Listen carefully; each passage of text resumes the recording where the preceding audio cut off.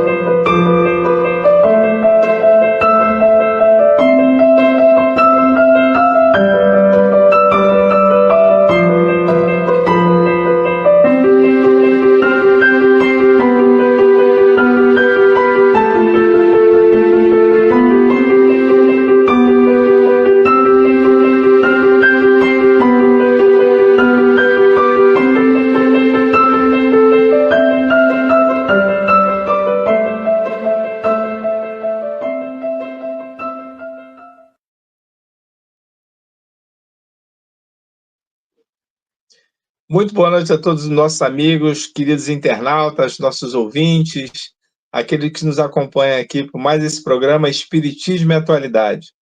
Eu, Cosme Deolinda, aqui ao meu lado, a minha amiga, companheira Silvia Almeida. Boa noite, Silvia, como vai? Tudo bem? Boa noite, Cosme. Tudo ótimo, graças a Deus. Boa noite a todos que já estão aqui nos ouvindo, né? E vendo, e aqueles que irão nos assistir mais tarde através do nosso vídeo, né? Que ficará gravado e disponível lá no YouTube. Vamos aproveitar, né, Cosme, para cumprimentar os amigos que já estão aqui conosco. Vamos lá. Sim, vamos falar com todos.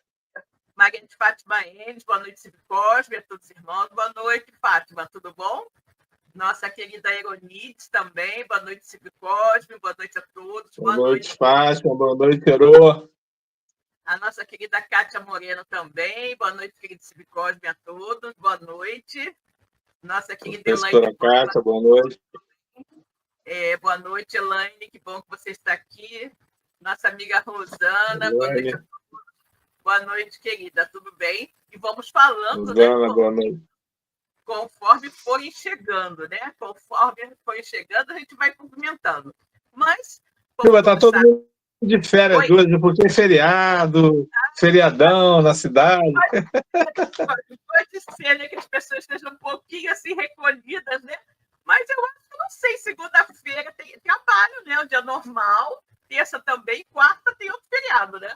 Mas eu acho que as pessoas estão voltando já. Essa hora já deve estar de volta em casa, chegando, pelo menos, né? Eu imagino. Mas tudo bem. Felizmente, os nossos programas ficam todos gravados, né? E quem não tem oportunidade de acompanhar na hora que a gente está fazendo, né? Pode ver depois. É pena que a gente não consegue interagir, né? Mas tudo bem. Bom, pessoal, como eu estava dizendo, né? A nossa Web Rádio Cristo Consolador é uma web rádio totalmente espírita. E por isso mesmo nós temos o hábito de iniciar as nossas transmissões com uma prece, sempre pedindo aos queridos amigos espirituais que nos auxiliem na realização de mais um programa. Então, convidamos a todos que estão nos ouvindo agora e aqueles que irão nos ouvir mais tarde a acompanharem conosco a prece que nosso irmão Cosme fará para a abertura dos trabalhos da noite de hoje. Cosme, meu querido, por favor. Vamos para essa abertura. Senhor Jesus, divino amigo e mestre querido, queremos lhe agradecer por mais essa oportunidade de estarmos todos aqui reunidos em seu nome para mais a apresentação deste programa Espiritismo e Atualidade. Esteja aqui conosco os nossos amigos espirituais, os nossos guias, os trabalhadores responsáveis por essa web rádio. Que eles possam nos orientar, nos intuir, para que as melhores reflexões possam ser extraídas a partir do tema que aqui iremos debater. E que, ao final desse encontro, todos nós, Senhor, estejamos com os nossos corações mais fraternos, solidários, amigos e irmãos. E que possamos dividir as benesses com todos aqueles que encontrarmos pelos nossos caminhos. Os nossos amigos, os nossos parentes e também, Senhor, os nossos desafetos, pois somos todos espíritos inferiores à procura da nossa elevação moral, que nos trará, por consequência, a nossa elevação espiritual. Abençoe todos os nossos irmãos que nos acompanham nesse momento ao vivo, aqueles que nos acompanharão também através do compartilhamento dessa transmissão. Te agradecemos mais uma vez, Senhor, que assim seja, graças a Deus. Graças a Deus, né? Vamos então agora, gente, ler um trechinho, né, do Evangelho segundo o Espiritismo, e caiu para a nossa reflexão de hoje, Bem-aventurados os pobres de espírito, que é o capítulo 7 do Evangelho segundo o Espiritismo. E vamos ler um trechinho do item 13, Missão do Homem Inteligente na Terra.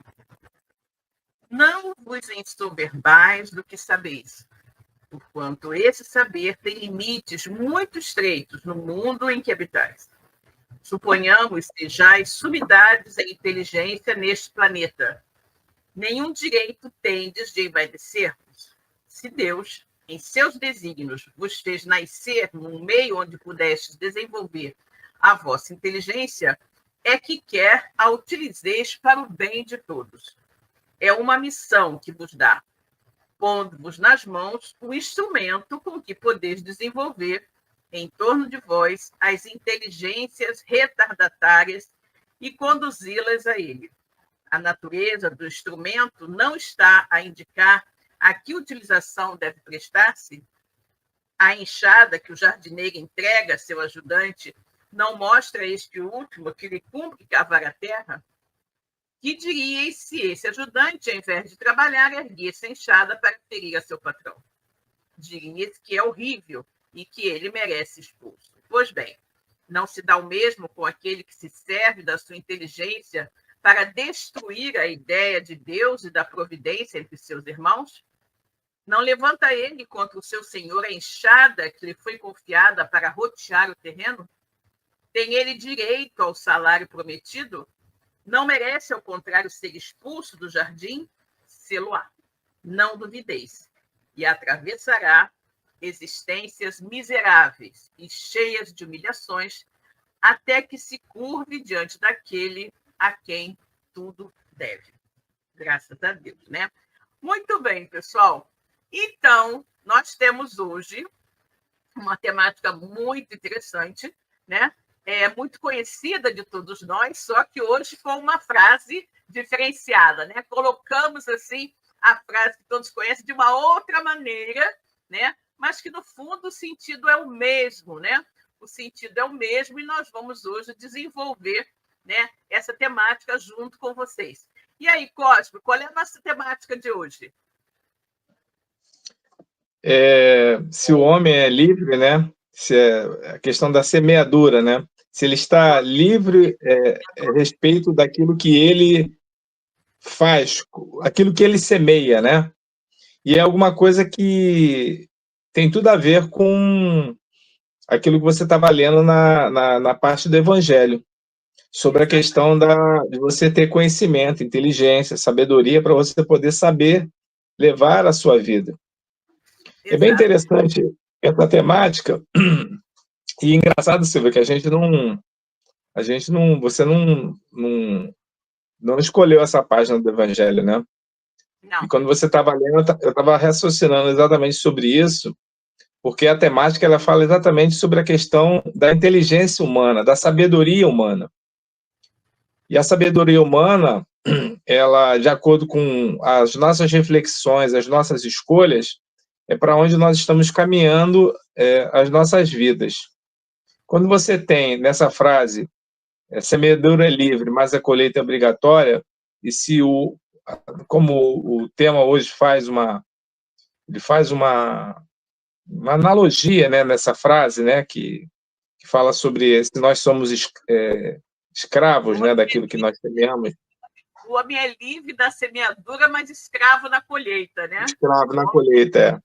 Então, a gente raciocina, Silvia, com alguma, pelo menos aqui do que eu imagino, com relação à questão daquilo que nós estamos fazendo das nossas vidas, né? Porque essa é uma frase que é muito difundida dentro do movimento espírita, mas não é uma frase espírita. Essa é uma frase de sabedoria do homem. Quem proferiu essa frase foi um filósofo grego chamado Cícero. É Cícero o autor dessa frase. Semeadura é livre, mas a colheita é obrigatória. E essa frase, ela tem tanta ressonância durante todos esses séculos que vem acontecendo. Cícero viveu antes de Jesus. Então veja que o conhecimento desse filósofo, né, que os filósofos eles pensavam verdadeiramente a vida, né, como reflexão. E quando a gente tem os próprios textos, né, dentro da própria codificação, e antes da codificação, você tem na própria Bíblia textos que demandam exatamente o conhecimento de sabedoria, porque tem um livro chamado Sabedoria na Bíblia. E esse livro fala exatamente sobre isso, sobre essa questão do homem ter inteligência para ele se conduzir. E no livro, que é um livro que ele fala exatamente sobre essa questão do homem saber se portar, saber se colocar, saber para onde está se direcionando, tem tudo a ver com aquilo que o Cícero ele abordou na frase. Daquilo que nós escolhermos, é efetivamente aquilo que nós vamos encontrar. Paulo, o apóstolo, ele também, na carta, na epístola aos Coríntios, na segunda epístola, são duas, né? Na segunda epístola aos Coríntios, no capítulo 2, versículo 9, Paulo aborda exatamente sobre isso. Ele fala que se nós semearmos com abundância, colheremos com abundância.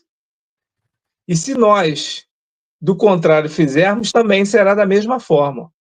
Ele está fazendo também, usando os livros de sabedoria, que provavelmente Paulo tinha conhecimento, porque essa sabedoria não é judaica, uma sabedoria antiga, uma sabedoria de civilizações anteriores, inclusive ao judaísmo, né?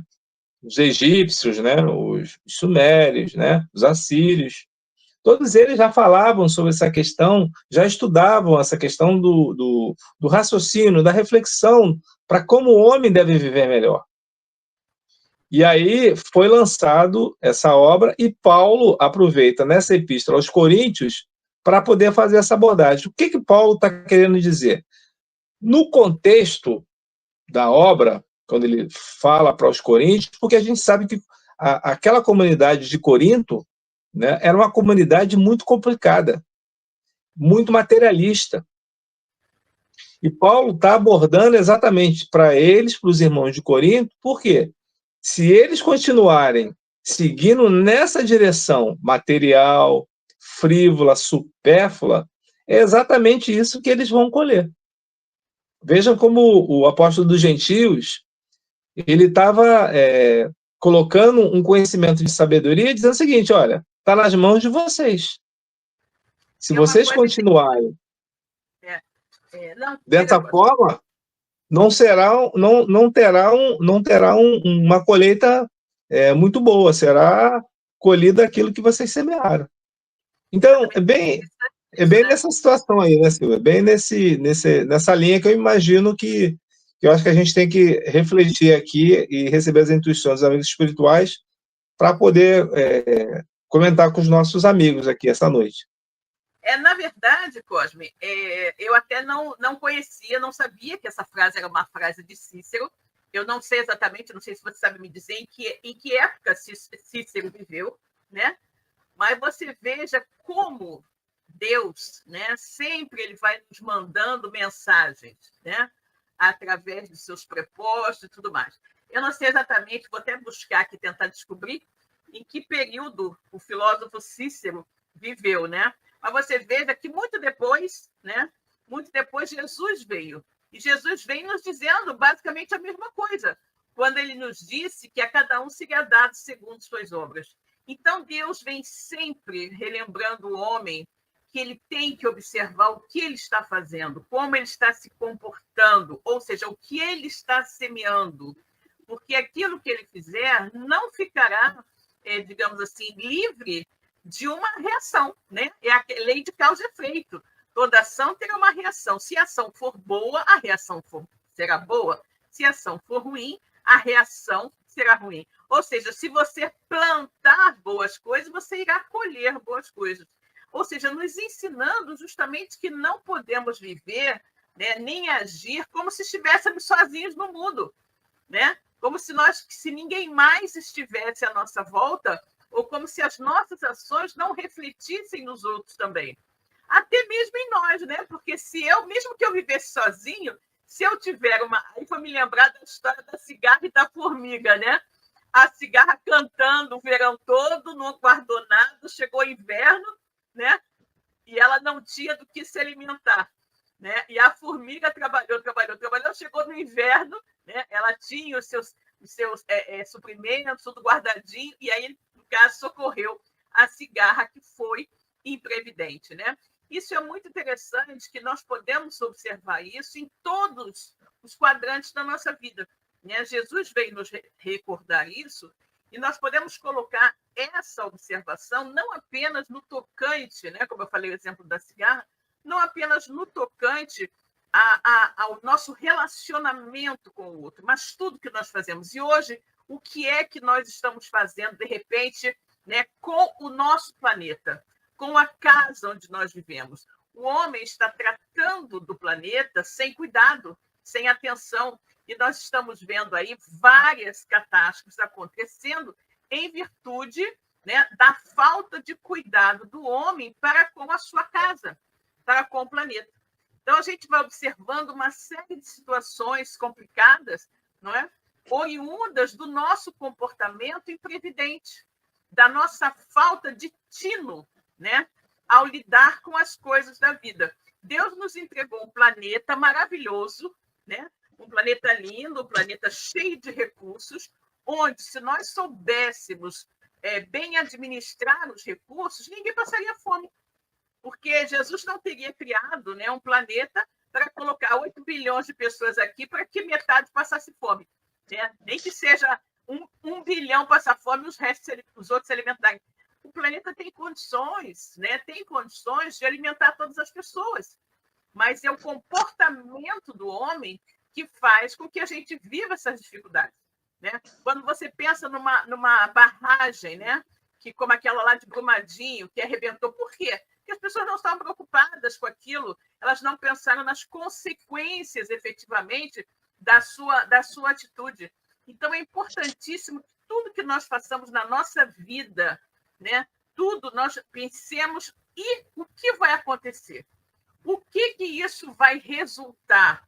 Esse meu posicionamento, de repente, no meu trabalho, a minha atitude, de repente, no trabalho com relação ao meu chefe. Eu não gosto do meu chefe, acho ele insuportável, quero mais que ele se dane. Mas será que, se ele se danar, eu também não vou me danar junto com ele? Se a empresa quebrar, eu também não vou me ver numa situação difícil, né? Eu não vou também ficar sem emprego, passando por dificuldade. Então, é nós termos um olhar, né, mais abrangente, um olhar mais amplo com relação a essa ideia, né, de a cada um será dado segundo suas obras, de que o homem é livre na semeadura, mas é escravo da colheita, né? Nós sempre vamos ter o resultado, vamos obter o resultado daquilo que nós criamos, que nós fizemos. E é justamente essa conscientização que deve nos fazer, né, buscar melhorar, né? Melhorar o nosso relacionamento, a nossa maneira de ser, a nossa maneira de ver o mundo. Eu vi um filme recentemente, muitíssimo interessante. Estou tentando me lembrar o nome dele aqui agora, né? Mas é um filme em que eram dois irmãos, basicamente a história de dois irmãos. E o irmão mais velho tinha naturalmente uma grande influência sobre o irmão mais novo, como sempre acontece, né? E existia, né, uma relação, esse filme se passa nos Estados Unidos, uma relação de grande ódio e preconceito, né, desse irmão que era branco, né, com relação às outras raças, né, sobretudo aos negros americanos. E ele foi fomentando aquele ódio, ele participava de um grupo de neonazistas, né? E esse ódio que ele sentia foi fomentado e o irmão acabou indo pelo mesmo caminho, embora inicialmente não sentisse. E depois, quando ele fica afastado por um período, quando ele volta para casa já com a cabeça reformulada e já não mais pensando daquela mesma maneira, mas vendo que tudo aquilo era um absurdo, ele encontra o irmão dele com o mesmo sentimento de fanatismo, né, que ele sentia antes. E aí ele tenta mudar a cabeça do irmão, só que quando ele chega é tarde demais. O irmão acaba sendo vítima desse ódio louco e absurdo que foi implantado na cabeça dele. Ou seja, ele amava profundamente o irmão, mas ele acabou sendo responsável pela morte do irmão, em virtude dos seus pensamentos. Então, gente, nós temos que ter muito cuidado com tudo, né? Muito cuidado, porque ele não pretendeu em nenhum momento fazer mal ao irmão. Mas o ódio que ele transferiu, né, para as outras pessoas meio que ricocheteou, né? Bateu nos outros e voltou para atingir o irmão e a ele também, indiretamente, né? Ele tem responsabilidade perante a espiritualidade. Exatamente. E ele também se sentiu culpado, porque no momento derradeiro do filme ele fala o que eu fiz, né? Consciente do que ele plantou no coração do irmão, né? Então é muito sério tudo isso, porque são várias nuances que nós precisamos observar, que tudo na vida vai ter consequências, né? Tudo que nós fizermos na nossa vida vai ter consequências, né? Não importa, até mesmo quando você não cuida bem do seu carro, né, isso vai ter uma consequência. Você, de repente, vai fazer uma viagem e o carro vai enguiçar no meio do caminho, né? Se você não cuida, de repente, de determinada coisa na sua casa, né, se você não fez uma manutenção, aquilo vai te dar problema. Ou seja, nós não podemos viver apenas focados no hoje, como se não houvesse amanhã. Né? Tudo nós temos que estar focados nesse objetivo, com essa ideia, né, de que cada coisa que eu faço vai resultar lá na frente numa consequência da minha atitude. Né? Vejamos aqui o que a Elaine tem a nos dizer. Vejamos. É muito triste essa falta de cuidado com o planeta em que vivemos. Com certeza que isso é muito triste. Essa questão, né, do planeta é terrível, porque a gente está vendo, né, o aquecimento global, todas as situações que nós temos visto por aí, essas chuvas loucas aconteceram no sul e que agora aconteceram também lá na Espanha, né? Isso tudo é muito sério, né? Isso não acontecia antes, a gente nunca viu uma coisa dessa. Por que agora? Né? Por que está acontecendo tanto agora?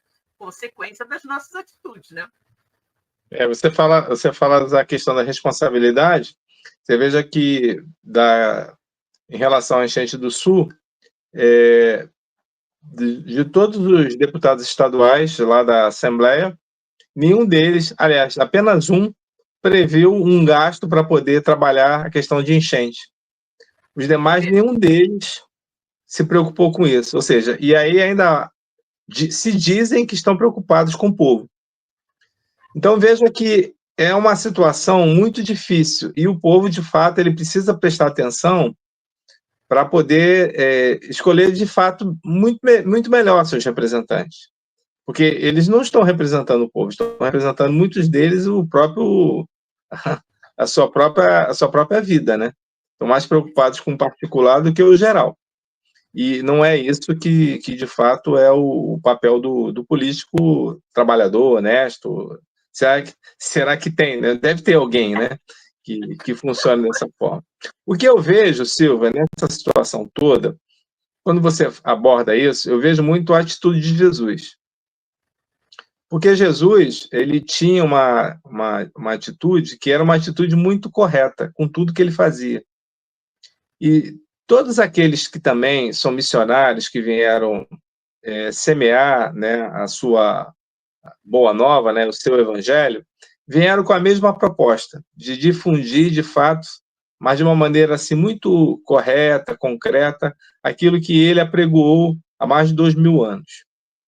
Fazer o convite, né, para o reino de Deus, do reino dos céus, e nos colocar aqui. Essa oportunidade nós escolhermos.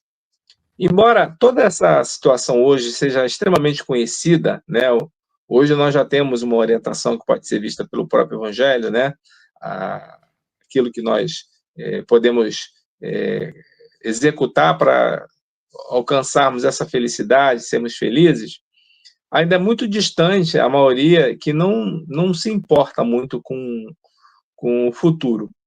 Estão muito mais voltados por aqui e agora, como se fossem apenas materialistas, ou seja, terminassem exatamente aqui. E muitos eu já ouvi falar que dizem, mas daqui a 50 anos eu não estou aqui, eu estou vivo, eu estou morto, eu não estarei vivo.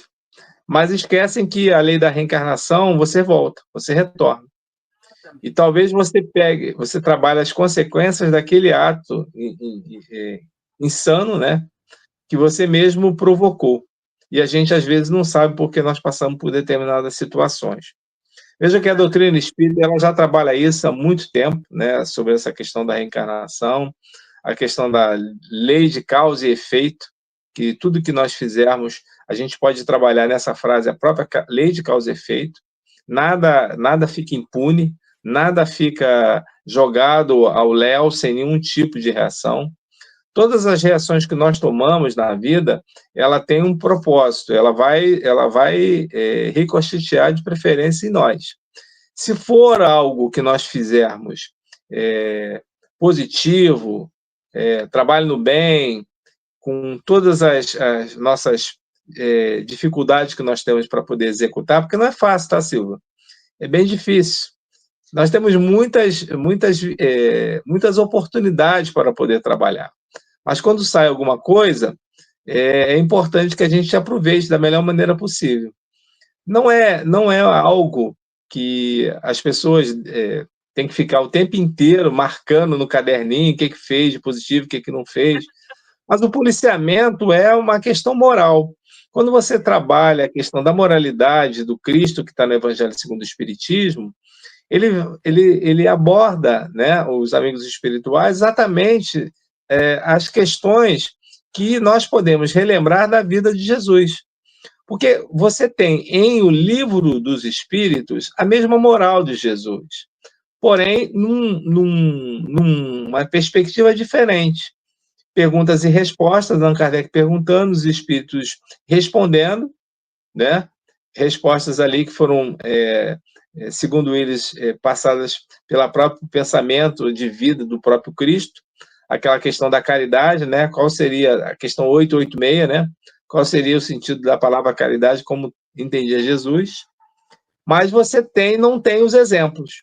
Quando você começa a trabalhar o Evangelho segundo o Espiritismo, você já tem os exemplos. Você tem as respostas e você tem os exemplos que os amigos espirituais trouxeram com a vida de Jesus.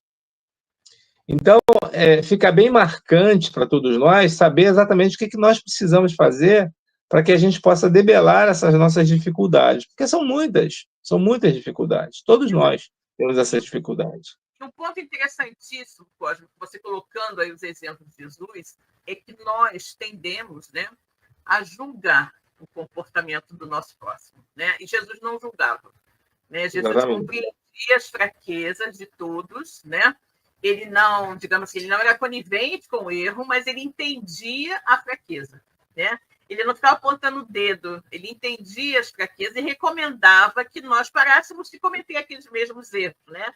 Quando ele fazia todas as curas, ele dizia sempre, vai, não peques mais, se não quiseres que algo pior te aconteça. Mostrando nisso, nessa colocação dele, que aquela pessoa estava justamente colhendo o que havia semeado anteriormente, né? O que ela havia semeado estava agora sendo feita, aquela colheita que ele estava tendo que fazer, né? Com relação à dor e ao sofrimento que ele estava vivenciando. Então, Jesus, por misericórdia, considerando que aquele espírito já havia, de uma certa forma, colhido bastante, talvez pudesse, né, interromper a colheita, dizia, mas dava o aviso, vai, não pesques mais, se não quiseres que algo pior te aconteça. Porque se ele voltar a cometer erro, ou seja, se ele voltar a semear sementes ruins, ele vai colher coisas ruins, né? Então, Jesus sempre falava isso. Então, a gente tem que estar bem atento a isso, que tudo, absolutamente tudo que nós fazemos na nossa vida vai ter a contrapartida. Será uma contrapartida positiva ou negativa, de acordo com a positividade ou negatividade daquilo que nós fizermos, né? Vamos ver aqui, a Rosana está colocando aqui também um exemplo muito triste, que são as queimadas, né? As queimadas no Pantanal. Uma coisa absurda, né? Uma coisa absurda que faz mal a todos. Eu imagino, né? Todas as crianças hoje em dia, bebês quando nascem mais respiratório.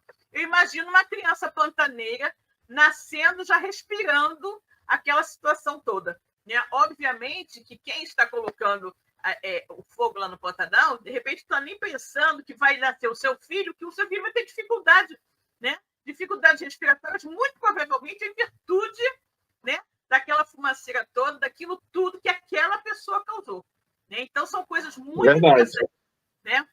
Nós temos aqui a nossa querida Edileuza também, de Salvador. Boa noite, muita paz, Edileuza Santos. Boa noite, muita paz, Salvador, Bahia. Que bom, Edileuza, que você está aqui conosco. Muito bom, né? Obrigado, a nossa Edileuza. Eronides também fazendo um comentário aqui, vejamos. O egoísmo, as ambições não se lembram que ficarão aqui não somente os filhos, mas também os netos, bisnetos, todas as gerações que retornarão à Terra.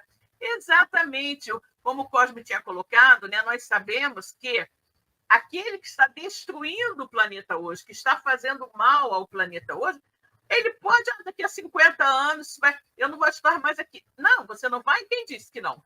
Né? Quem disse que não? Você pode estar de novo aqui, né? Como um dos seus netos ou bisnetos. É bem provável que vai estar, Silvia. Exatamente. Ou então a questão que a Ironia fala tão egoísta, né, que acha que eu não estou mais aqui, não estou nem aí. Ou seja, então você não está nem aí para os seus filhos, para os seus netos e para os seus bisnetos. Exatamente. Você não está nem aí para os seus entes queridos, para os seus familiares, aquelas pessoas. Então, é tudo muito complexo, muito mais profundo do que a gente possa imaginar a análise, né? A análise desse caso. Eu estou aqui observando também, que eu também vi um outro filme muito interessante, uma história verídica, né? Sobre que a história começa em 1985, se eu não me engano, né? E ela se estende por mais de 20 anos, uma coisa assim, que é com relação a um produto que a gigante da química, a empresa DuPont, né, lançou do mercado mais ou menos por esse ano, 1985, né, um pouquinho mais tarde, talvez, 95, 90 e qualquer coisa, que foi o Teflon, né, que foram as panelas de Teflon. As maravilhosas panelas de Teflon, cozinha feliz, conforme eles diziam, né? Nada agarra, não sei o que lá. Só que o Teflon é um componente extremamente nocivo à saúde das pessoas, né? E desenvolve uma série de doenças, câncer de várias espécies e tudo mais, né? E aí é impressionante como isso ainda, algumas empresas ainda produzem panelas de Teflon, e muitas pessoas, como eu, não sabiam que isso é tão perigoso assim, né? É tão nocivo. E você veja o comprometimento dessa empresa, que já sabia, na época que ela começou a produzir isso, ela já sabia que era nocivo. Já sabia, né, Silvia? Ela já sabia, e uma outra empresa, a empresa, acho que 3M, uma coisa assim, já havia comentado que havia descoberto que era negativo. E ela, com esse conhecimento, ela simplesmente ignorou. Por quê? Porque a venda de panelas de Teflon no mundo inteiro rendia bilhões de dólares. E eles ficaram totalmente indiferentes ao mal que estavam causando à humanidade, né? Então, esse composto químico que fica no teu organismo por muito tempo e vai te corroendo, te fazendo mal, praticamente a humanidade inteira já tem isso no organismo, né? Então, é uma coisa impressionante. O que mais me impressiona é o fato de que até hoje continuam sendo fabricadas panelas de Teflon, né? Com tal do composto que é PFAO, uma coisa assim, que é o composto, a sigla, né, do composto químico. Mas o que eu quero colocar quando eu falo esse exemplo é justamente o comprometimento que essas pessoas estão assumindo, né, com a lei, né? Estão assumindo, porque esse produto ele causa, né, má formação também nas crianças. E mulheres que estavam grávidas e foram expostas a esse produto químico geraram filhos com graves deformações físicas, né? E aí você vê, de repente, uma criança nascer hoje, né, com uma deformação que ninguém consegue explicar por quê, mas a doutrina espírita pode explicar. Quem sabe se não é um desses, né? Um desses executivos que fingiu que nada estava acontecendo, né? E que causou tanto mal que não está renascendo agora com essa deformidade, né? Em virtude do que... Diga. Além de causar efeito ou ação e reação, como algumas pessoas falam, ela é uma lei muito que eventualmente a gente está sempre encontrando situações que a exemplificam. Sempre. E esses exemplos, eles vêm, às vezes, a curto prazo, a médio prazo, pode vir também a longo prazo, até que não seja nessa vida, mas eles acontecem, eles vão chegar. Vai chegar. A conta chega, né, Cosme? Como a gente costuma falar. Né? Exatamente. E eu lembro também que os mais experientes aqui, os mais antigos, sempre recordam aqueles ditados populares que as mães da gente sempre falavam, né? Que um deles que tem a ver com essa situação, com relação à questão de que quem semeia vento vai colher o quê? Tempestade. Tempestade. E no livro tem um livro também que é muito similar a esse livro de sabedoria, o livro dos Provérbios, onde no Antigo Testamento você também tem várias informações de sabedoria para que o homem ele possa não maltratar o pobre, ele trazer de uma certa forma o respeito perante as pessoas. Vejam, isso o judaísmo bebeu nas fontes dessas civilizações antigas, por isso que eles criaram os seus livros baseados nessas informações. Eles não foram criando do nada, eles observaram isso, ou seja, veja, Silva, civilizações já do passado já tinham em mente que há a necessidade de você fazer as coisas da melhor maneira possível. Por exemplo, no próprio Egito, quando o egípcio morria, ele passava para aquela sala do julgamento. Não sei se você sabe desse julgamento que existia. Era que o seu coração seria pesado com a pena de Osíris. Então, era colocado o seu coração na balança e a pena. Se o seu coração fosse mais pesado do que a pena, na realidade você não tinha vivido uma vida honrada. Ou seja, você não tinha feito tudo de bom que você poderia fazer. Então vejam como essas civilizações, e aí se você fosse julgado dessa forma, você iria encontrar com a morte. E se o seu coração ele estivesse na mesma forma, no mesmo peso da pena, você seria enviado para encontrar com Osíris. Então, vejam como é a mesma coisa que a gente está falando. Porque eles diziam que a pessoa tinha que ter valor na vida. As pessoas tinham que passar pela vida com dignidade, com honestidade, fazendo bem. Então, não é uma coisa do cristianismo, é uma coisa da humanidade. Uma civilização como esta, a egípcia, já nos informa isso. Já nos informava sobre esse julgamento. Então, você veja que esse conhecimento não é um conhecimento que nasceu do nada, ele já vem, é da natureza humana. E aí, quando você encontra Jesus, vem falando exatamente sobre isso, para que a gente pudesse... E é interessantíssimo, Cosmo, como você está colocando aí, a gente mais vai recuando e mais vai encontrando essa mesma noção, esse mesmo ensinamento. Ou seja, Deus sempre nos falou sobre isso. Sempre nos falou. Sempre nos falou.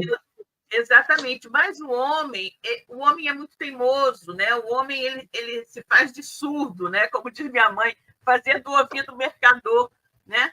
Então, Deus vai sempre mandando mensagens, sempre dizendo, olha, presta atenção no que você está fazendo, porque aquilo que você faz vai se voltar contra você mesmo. Vai se voltar. Vai se voltar. E nós temos visto uma prova imensa de tudo isso, desde sempre, né? E aí você tem as outras situações, tudo que nós fomos vivenciando, aí chega Jesus e volta a falar, né? Aí nós temos lá, antes de Jesus, eu estava olhando aqui, Cícero nasceu no ano 100 e pouco antes de Jesus, né? 104, alguma coisa assim. Então, o que acontece? Nós vamos observando as situações que está sempre no ano 106, né? Viveu entre 106 e 43 antes de Cristo, né? Marco Túlio Cícero. Então, gente, o que acontece? Nós temos que ver que Deus está sempre nos alertando, sempre, né? E nós vamos observando que tudo tem consequência, tudo tem consequência. Aquela pessoa que, de repente, fuma demais, qual a consequência que ela vai ter? Vai desenvolver um câncer, vai ter um problema qualquer. Dificilmente não terá. Né? Aquela pessoa que bebe demais vai desenvolver uma cirrose. Né? Ou vai, se não, se esbotegar por aí, batendo com o carro, bebendo e dirigindo. Né? Então, são todas situações que nós temos que identificar que não existe absolutamente nada que nós façamos que não vá resultar numa consequência, né? Que não vá ter a reação compatível com o tipo de ação que nós tivemos. Então, é isso que nos faz pensar, né? E mergulhar mais profundamente no raciocínio de quem somos nós. O que estamos fazendo aqui? Né? Somos espíritos imortais vivendo uma breve existência na matéria com o objetivo único de nos tornarmos pessoas melhores. Então, o tempo que eu estou passando aqui, a minha encarnação é extremamente valiosa, porque eu tenho que usar esse tempo curtíssimo que Deus me dá aqui na matéria para me aperfeiçoar.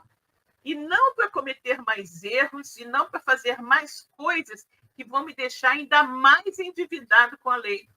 Interessante, Cosmo, que todo mundo busca a felicidade, né? Todo mundo quer, eu queria ser feliz, eu quero ser feliz, eu busco. Mas a felicidade está nas nossas mãos. Nós somos os artífices da nossa felicidade. Basta que a gente viva segundo os ditames divinos, segundo o evangelho que o Cristo nos trouxe, como código de ética, de conduta, de bom relacionamento, de bom viver. Né? Então, as pessoas vivem buscando uma coisa que já está nas suas mãos conseguir. Então, é importante que nós todos, né, meditemos sobre isso, né? Que nós meditemos sobre isso. Não existe nada que eu faça que não vá ter as consequências. E se eu quero viver num mundo mais ditoso, eu tenho que começar por fazer isso. Né? Como dizia Gandhi, né? Eu tenho que ser, né? Tem que começar em mim aquilo que eu quero ver no mundo. Se eu quero um mundo mais honesto, eu tenho que ser mais honesto. Se eu quero um mundo mais justo, eu tenho que ser mais justo. Não é aquela história, todo mundo é desonesto, por que eu vou ser honesto? Tem pessoas que falam isso. Todo mundo faz isso, por que eu não vou fazer? Né? Todo mundo deve, por que eu não vou dever também? Uma vez eu escutei isso. Uma pessoa falou, todo mundo deve, por que eu não posso dever também? Né? Então, são situações que as pessoas têm uma mente extremamente estreita, né? Com relação a uma visão da vida como um todo. Né? Tudo está relacionado. Né? Tudo está relacionado. Nada que nós façamos vai ficar sem a devida contrapartida.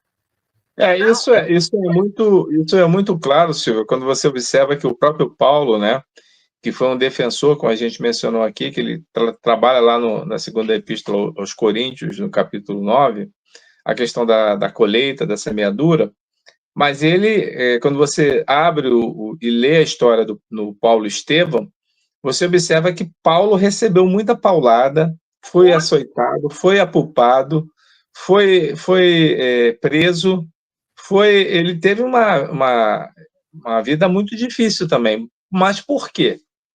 Porque ele antes era perseguidor do cristianismo, né? Cristãos. E passou, quando ele abraça a proposta de Jesus, após aquele encontro que ele tem com o mestre às portas de Damasco, ele passa a ser o perseguido. Exatamente. Então, tudo aquilo que ele fez com os cristãos, ele passa a sentir na pele, ou seja, ele sabia que toda aquela situação que ele fez os cristãos passarem, ele passava, de uma certa forma, era um resgate que ele fazia. E isso é uma coisa que eu acho que a gente tem que falar, Silvia. Todas as vezes que a gente sofre, que a gente tem uma punição, que a gente acha que a vida está jogando contra nós maldizemos a Deus. E na história que você tem, que todo mundo conhece, que é a história de Jó, é uma história muito bonita, né? Que fala exatamente sobre isso, que um homem justo sofre, né? Ao ponto de perder os filhos, perder os bens, perder a casa, perder tudo, ficar com um trapo humano. E na história, os seus amigos dizem que provavelmente Jó tinha feito alguma coisa contra Deus e por isso que ele passava por aquela situação.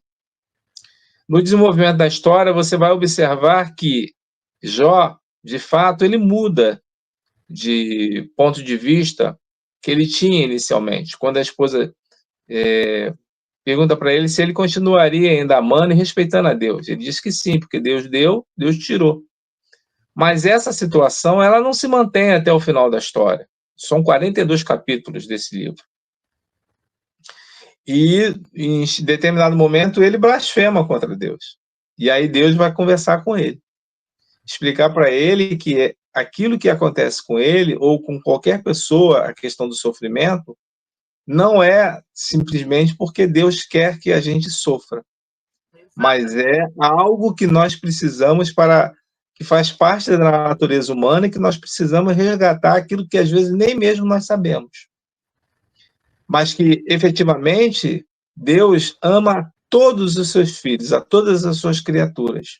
E jamais faria qualquer tipo de revanchismo, coisa muito material, né, antropomórfica, como nós, né, que idealizamos esse Deus nesse sentido com ciúme, com inveja, com raiva, com ira, né?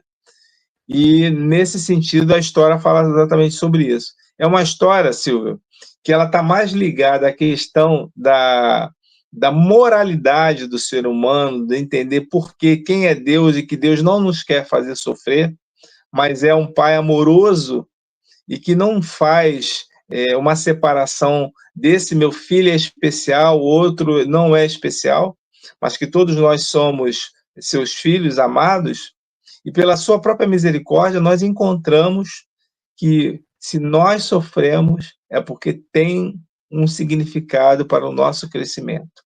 A própria doutrina já falou sobre isso, a doutrina espírita. Bendita seja a dor que nos traz para a realidade e que nós vamos, de uma certa forma, despertar, porque aquele caminho que nós tomamos, aquela atitude, aquele pensamento, muito provavelmente não é o mais correto. Por isso que nós estamos sofrendo. Estamos desviando da orientação de Jesus. No Evangelho mesmo, você tem uma passagem que diz, né? Todas as vezes que a gente estiver sofrendo por alguma coisa, a gente tem que levar o pensamento a Deus e dizer, perdoai-me, Pai, porque pequei. Isso não estaria passando por isso, né? E o que você fala, né? Deus é tão bom, tão amoroso, nos ama tanto que ele nos educa, né? Tem até uma frase que se usa muito, quem ama, educa. Então, se você ama os seus filhos, você vai educá-los para que eles não continuem fazendo, labutando no erro e mais à frente venham a sofrer, em virtude do erro que eles estão cometendo. Então, quem ama, educa. E Deus nos educa, porque se nós simplesmente cometêssemos as inúmeras iniquidades e nada nos acontecesse, a gente simplesmente não ia aprender. É um exemplo, você pega o teu filho, sua esposa arrumou o quarto dele, está tudo bonitinho, aí ele vai lá brincar. Esparramos brinquedos pelo quarto todo. Se a esposa não arrumar, não mandar ele arrumar, a mãe não mandar ele arrumar, ela disser, de repente, para a empregada, vai lá, fulano, e arruma o quarto, no dia seguinte ele vai arrumar de novo, vai bagunçar de novo, ou então, depois que estiver tudo arrumado, ele vai bagunçar outra vez. Mas se ela já vai lá e arruma tudo. Arruma tudo que você bagunçou. Eu duvido que no dia seguinte ele vai fazer a mesma bagunça. Por quê? Porque ele sabe que aquilo vai resultar nele ter que arrumar o quarto. E ele não gosta de arrumar, ele não quer arrumar, ele acha chato, aborrecido arrumar. Assim somos nós. Então, Deus, para nos ensinar, no nível evolutivo em que nós estamos, nós só aprendemos as coisas pelos opostos, né? Você só aprende a valorizar a saúde quando você está doente. Só aprende a valorizar, entendeu? A comida que você tem todo dia no seu prato quando você está passando fome, né? Então, o nível evolutivo nosso, nós precisamos vivenciar esses contrastes. Porque se a gente não vivenciar, a gente simplesmente não aprende. Se eu fizer uma coisa errada e nada acontecer, eu vou continuar fazendo, porque quando é que eu vou dizer que está errado? Como é que eu vou saber que está errado se aquilo não me prejudicar em nada? De repente, eu pisei o pé de fulano e está ótimo, eu estou aqui, né? Como se diz, né? Mole e quente é pé de gente. Mas se ninguém diz, né? Cara, não pisa no meu pé. Ou se alguém vem e pisa no seu pé também, você vai dizer, opa, esse negócio de pisar o pé não é bom, né? Então, nós temos que entender isso, né? E essa visão tem que se espraiar para todos os quadrantes da nossa vida, em todos os momentos. É no relacionamento com a vizinhança, é no relacionamento com o nosso trabalho, com a nossa família, com os nossos filhos, com a natureza, com os animais, com tudo, né? No tempo da nossa fé, em todos os locais, nós temos que observar que o nosso comportamento vai dar uma consequência. Essa consequência será boa ou será ruim, de acordo com aquilo que a gente fizer. E que nada, absolutamente nada, ficará sem a devida contrapartida. Não podemos nos esquecer que também as coisas boas geram resultados bons. E tudo aquilo de bom que a gente fizer vai nos trazer boas colheitas, né? Boas colheitas. Então é isso, gente. Eu prefiro ter boas colheitas, então eu busco semear coisas boas, né? Porque é muito mais interessante do que semear coisas ruins e depois ter que colher, né? Porque eu vou colher, sem dúvida, né? Sem dúvida que vamos colher. A Carla está colocando aqui uma coisa, vejamos, ela está nos colocando também dos problemas, né? Do uso de agrotóxicos, que prejudica a saúde das pessoas, prejudica a natureza de diversas formas. Exatamente. Também é um problema muito sério, que os produtores, né, não querem nem saber, eles querem mais produzir, querem mais que não tenha praga, isso e aquilo, e usam agrotóxicos sem pensar que a pessoa que vai usar aquilo, vai consumir aquele alimento, vai ficar doente, né? Vai ficar doente, não terá um alimento saudável e tudo mais.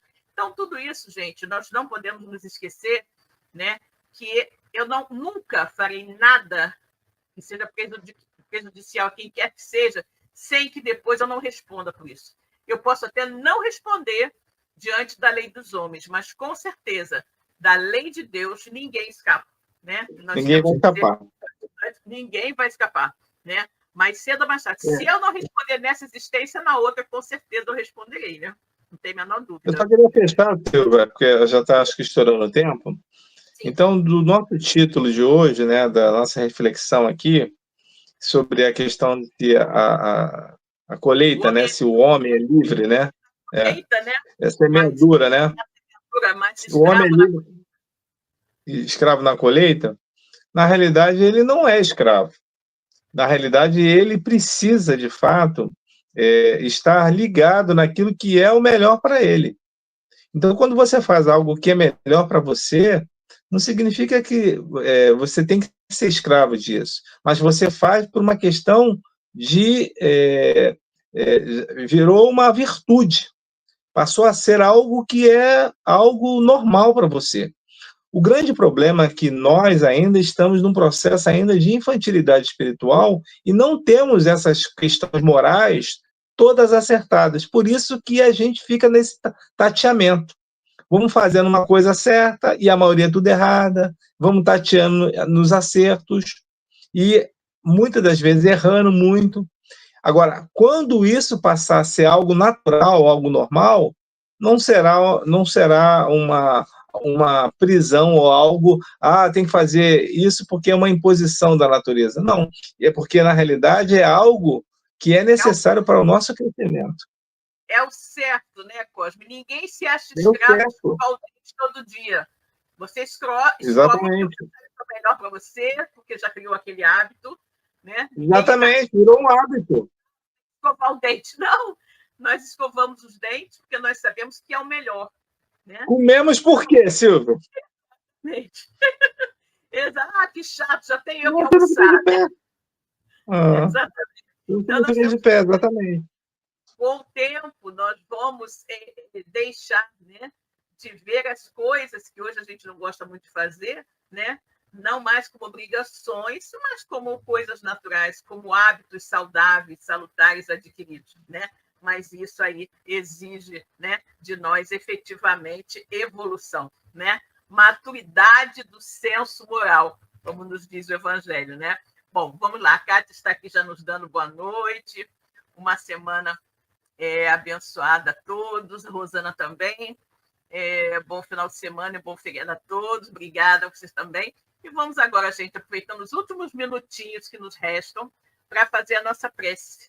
Agradecer a Deus, a Jesus, aos queridos amigos espirituais que estão aqui conosco, nos orientando, nos incluindo, que nos auxiliaram a realizar esse programa, por todas essas reflexões que pudemos ter na noite de hoje sobre esse tema. Tantos pontos importantes foram abordados, tantas reflexões efetivamente nos foram dadas a realizar, que todos nós possamos pensar bastante sobre isso, que tenhamos uma semana de muita paz, de muita tranquilidade, e que pensemos sempre, né, em que tudo aquilo que nós fazemos, tudo aquilo que nós realizamos nas nossas vidas de relação, sempre terá uma consequência boa ou ruim para os outros e para nós também, de acordo com o tipo de atitude que tenhamos tomado. Temos que lembrar do nosso livre-arbítrio. Vamos exercer o nosso livre-arbítrio com responsabilidade. Ok? Boa noite para todos. Fiquem com Deus e até a próxima. Tchau, pessoal. Boa noite, Cosme. Boa noite, pessoal. Boa noite, Silvia. Uma semana de paz para todos. Até o próximo domingo. Obrigado. Chegamos ao final da nossa atividade. Muitíssimo obrigado mesmo pela sua companhia e espero você no próximo evento.